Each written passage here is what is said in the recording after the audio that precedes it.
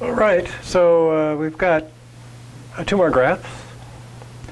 First we'll do x cubed. We've done x squared, now we'll do x cubed. So here's our table of values.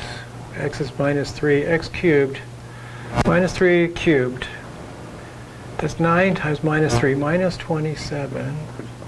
Minus 2 cubed is minus 8. Minus 1 cubed, minus 1. 0, 1, 8, 27, like that. So I guess I'll mark this off 10, 20, 30. I might have messed up though. Minus 10, minus 2. I guess we're going to make it like that. And we'll come back here. Minus 27 might be about there.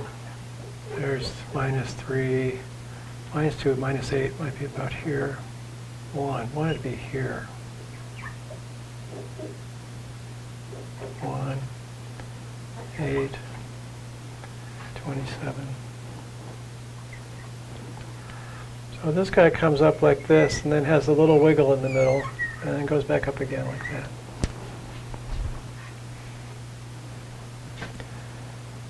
Okay.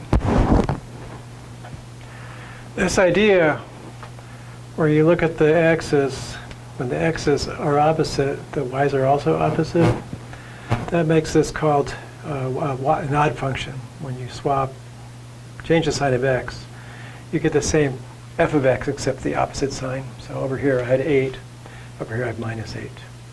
Over here I had 27, back here I had minus 27. It's called an odd function. We'll call this a variation on x cubed, or x squared. This is basically based on x squared. Each y is 3 larger. We'll see that in a minute. Because they take x squared, you add 3. So if x squared is 9, we add 3, we get 12. Just keep adding 3. 7, 5, 3. I'm adding 3. What happened here? Oh, that's a 1. So it's a 4, 4, 7, 12. Okay. So I'll make sure I got my x squareds right. 0, 1, 4, 9. Looks right. Adding 3, 12. Adding 3, adding 3, adding 3. Looks all right. So what's that do for the graph? The graph is y equals x squared. All the y's have been increased by 3. So it just shifts the graph 3 units. So if I knew the shape of y equals x squared, which I'm going to draw in a minute, the x squared plus 3 will have the same shape. It'll just be lifted up by 3 units. So let's do y equals x squared first. 9, 4, 1, 0, 1, 4, 9. Maybe like this.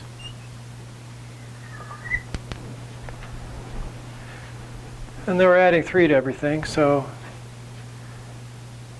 at minus 3 it's 12. It's up 3 all the time. Minus 7 through 4, 3.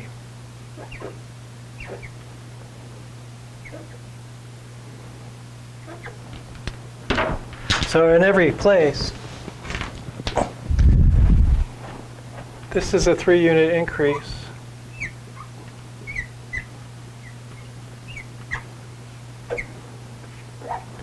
So I could just take that whole graph, y equals x squared, and just hoist it up 3 units to get the new graph. That's kind of convenient. Here it comes. Like that. So here I've got y equals g of x.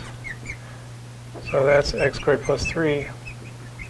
And over on this side, I've got y equals x squared,